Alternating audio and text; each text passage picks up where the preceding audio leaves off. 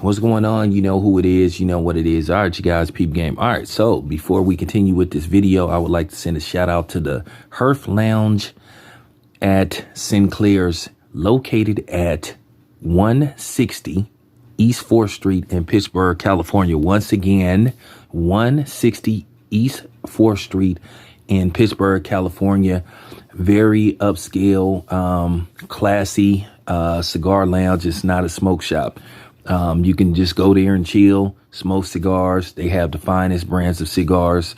So if you get a chance, if you're in the Pittsburgh area, go check out the Hearth Lounge at Sinclair's. Once again, the address is 160 East 4th Street, Pittsburgh, California.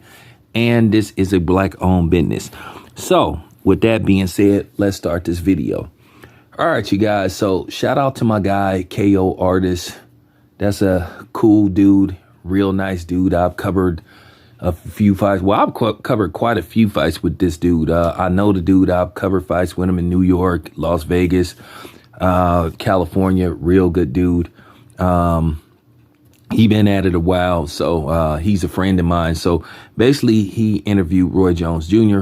and of course, Roy Jones Jr. was talking about the aftermath of, Terrence Crawford and Errol Spence, and where basically Terrence Crawford beat the hell out of Errol Spence.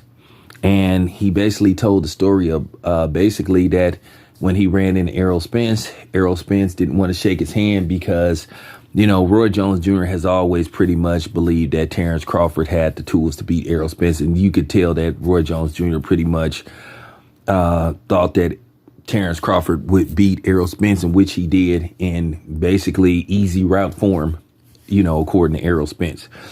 But nevertheless, he said that Errol Spence didn't want to shake his hand. And, leading up to the fight, Errol Spence was calling himself, basically speaking to anybody, out of order or had an attitude with anybody that picked against him. But then, you had a lot of the Errol Spence fun boys who were sitting up trying to call themselves attacking Terrence Crawford if Terrence Crawford said anything remotely that they didn't like. But nevertheless, that's very disappointing to hear that Errol Spence displayed that type of behavior towards a legend, a Hall of Famer, one of the greatest boxers that ever laced him up. And that's just real talk. Doesn't matter how many times Roy Jones Jr. lost. When Roy Jones Jr. was at his peak, when Roy Jones Jr. first came into boxing from age 21 to 30, nobody could touch that dude. Roy Jones was a former #1 pound for pound fighter. And that's just real talk. But just to hear about Errol Spence behaving that way towards a legend, just says a lot about his character, while people try to make this dude out to be like some kind of saint. And like this dude is just the perfect dude that, that always conducts himself in a professional manner. Well, that's kind of unprofessional. And I'm just shedding some light on this because I feel like this. Everybody has something to say about Terrence Crawford and his behavior and how Terrence Crawford allegedly treats people. But this is how you treat a legend, a Hall of Famer, a guy who basically was robbed of the opportunity to bring home Olympic medal. And if you saw the 1988 Olympics, what they did to Roy Jones Jr. was a travesty.